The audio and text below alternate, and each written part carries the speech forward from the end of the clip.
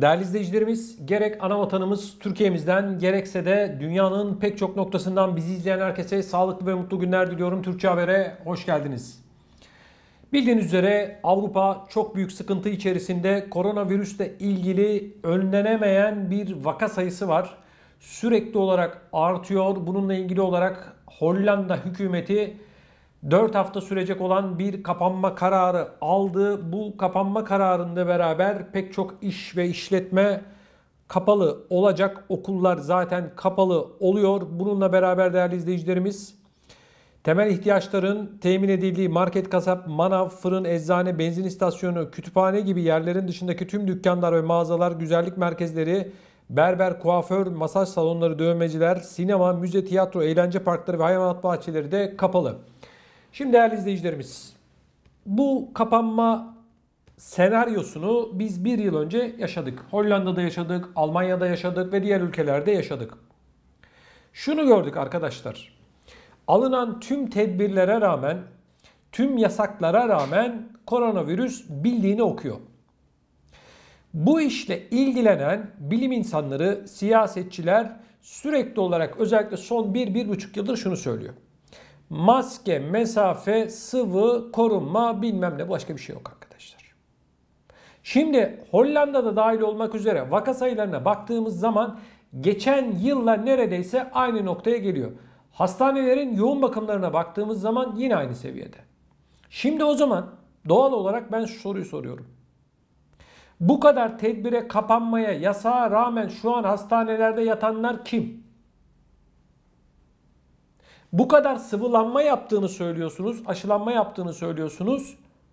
Bu sıvıların neticesi sonucunda mı bu noktaya yine geldik? Eğer bu sıvılar olmasaydı ne olacaktı?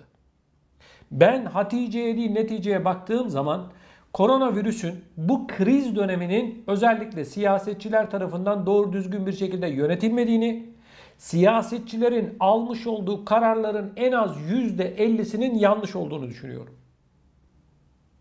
Kapanma, tamam, kapandı insanlar.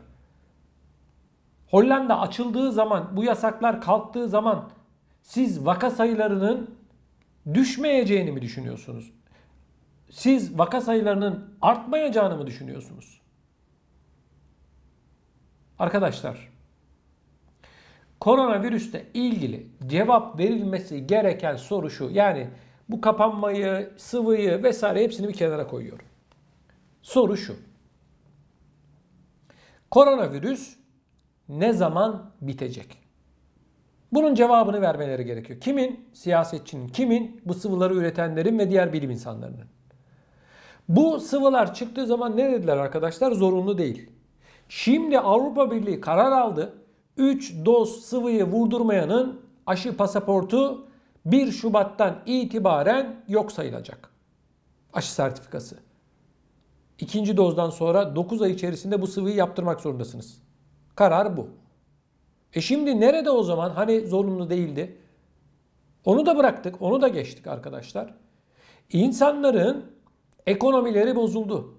Çarşıda, pazarda fiyatlar uçmuş vaziyette. İnsanlara verilen sosyal yardımlara neden tek kuruşluk bir zam yapılmadı? Emekli kan ağlıyor, işçi kan ağlıyor. Arkadaşlar, bu krizin yönetilmesiyle ilgili olarak uzun vadede şöyle bir geniş açıdan seyrettiğimiz zaman bu olayı, bu alınan kararları vesairesi, ben hiçbirinin bizi neticeye götürmeyeceğine inanıyorum. Neticeden kastım şu. Kısa sürede bu koronavirüsten bu insanlar almış olduğu bu kararlarla bizleri kurtaramayacaklar. Hiçbir siyasetçi şunu söylemiyor. Ya bak şu tarihte şuna kadar bitmesini bekliyoruz gibi vesaire. Yaptıkları tek bir şey var arkadaşlar. O da şu. Kapatıyoruz, açıyoruz. Aç kapı oyunu oynanıyor biliyorsunuz değil mi şimdi? Hollanda aç kapı oyunu oynuyor. Açıyoruz, kapatıyoruz. Maskeydi, mesafeydi, sıvıydı, başka bir şey yok kardeşim. Bir de günlük vaka sayılarını açıklıyorlar. İşte hayatını kaybeden insanların sayısını açıklıyorlar. İnsidans değerini açıklıyorlar. Yani 100 bin kişide kaç kişi koronavirüse yakalanmış. Başka bir şey yok arkadaşım. Başka hiçbir şey yok. Yani bunlar yapıyor. Ne yapıyor belli değil. Kendileri de bilmiyor. İnanın bana, hani bu yeni başbakan, çiçeği burnunda başbakan, yani yeni hükümetin yine başbakanı Rutte. Yaptığı tek bir şey var. Aman şunu yapmayın, aman bunu yapmayın. Sanki biz bilmiyoruz. Hiçbir şeyden haberimiz yok. Bir tek Rut biliyor. Yani kısacası değerli izleyicilerimiz, Avrupa binmiş alamete, gidiyor kıyamete. Bu virüslerle ilgili olarak, sıvılarla ilgili olarak yenileri bulundu.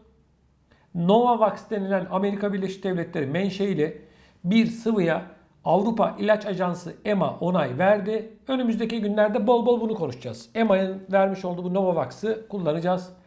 Yine Uğur Şahin'den bir açıklama var. Profesör Doktor Uğur Şahin'den, BioNTech'in sahiplerinden biliyorsunuz. Yeni omikron varyantıyla ilgili olarak diyor ki yeni bir sıvı geliştiriyoruz. Önümüzdeki günlerde bununla ilgili haberi verecekmiş. Yani sözün özü şu. Garp cephesinde değişen hiçbir şey yok. Sadece takvim yaprakları değişiyor. Senaryo aynı. İnsanlar aynı. Gelinen noktada bu şekliyle de bir netice alınmasının ben mümkün olmadığını düşünüyorum. Ben çünkü siyasetçilere güvenmiyorum. Sadece bu olay değil. Genel itibariyle siyasetçilere güvenmiyorum. Siyasetçiler kendi koltuklarını korumak için halka yalan da söylüyorlar. Gerçekleri saklamaya da devam ediyorlar. Bunun yanı sıra değerli izleyicilerimiz hiçbir şey onların anlattıkları gibi de değil. Yani hastanelerdeki şu anda yoğun bakımlarda entübe edilmiş olan insanlara, onların yakınlarına bu siyasetçiler ne cevap verecekler? Bu sıvıları bulanlar ne cevap verecekler? Çok merak ediyorum. Hani bu işten kurtuluştu? Hani insanlar kurtulacaktı? Ne oldu? 1, 2, 3, 4, 5 şimdi ne diyorlar arkadaşlar? Her 6 ayda bir bu sıvıları vurdurun. Vurduralım. Doktorunuza danışın. Doktorunuz ne diyorsa onu yapın. Doktorlarımız ne diyorsa onları yapalım. Soru yok ki. İnsanlar hazır. Sadece şu soruya cevap arıyorlar. Ne zamana kadar? Nereye kadar? Şimdi ben size koronavirüsün ne zaman biteceğini söyleyeceğim. Bak. Şuraya yazalım. Yazılı kalsın. Ne zaman bitecek?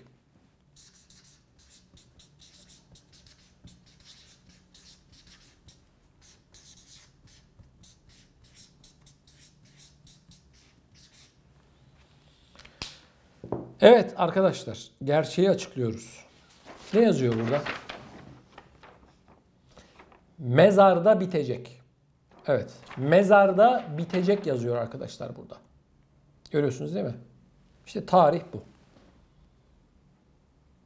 Şimdi arkadaşlar, bu işin tabii mecazi açıklaması. Ama koronavirüsün bu gidişle öyle kısa zamanda biteceğini falan hiç kimse söylemesin.